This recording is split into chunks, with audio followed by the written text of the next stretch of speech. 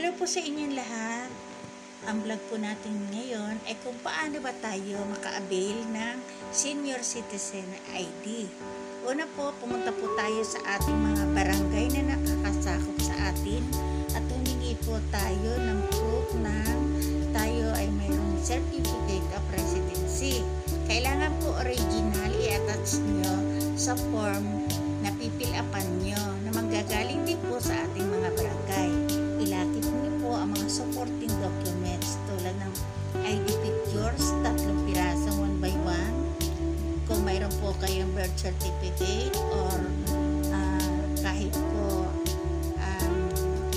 voter's ID or any supporting documents na nakalagay po doon yung date of birth ninyo. Dalahin po ito kapag kompleto na. Dalhin niyo po sa OSCA. Ang OSCA po ay matatagpuan sa mga munisipyo kung saan tayo nakatira. Lahat po ng munisipyo ay may OSCA. Doon niyo po dadalahin. Kapag po nandun na kayo, madali lang, pwede niyo pong hintayin ang inyong ID.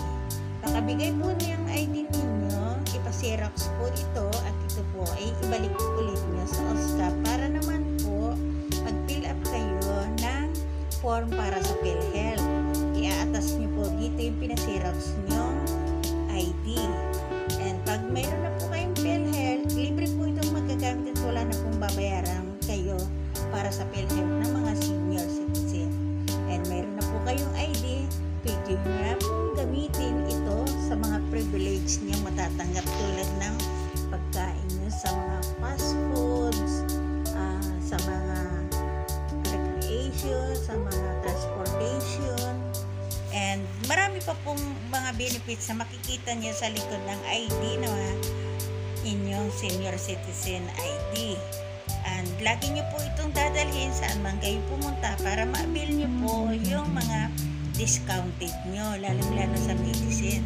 Kahit saan po, dalahin nyo lang ito. Mayroon po kayong matatanggap na discount dito. Ganun lang po kadali ang pagpagawa ng Senior Citizen ID as long as na kayo po ay 60 years old na. Thank you for watching.